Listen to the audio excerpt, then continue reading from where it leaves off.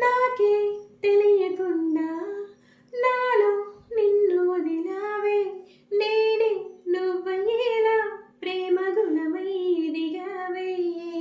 మాటే చెప్పకుండా నీతో నువ్వు కదిలావే, ఇటుగా చూడనంటూ నన్ను ఒంటరి చేసావే.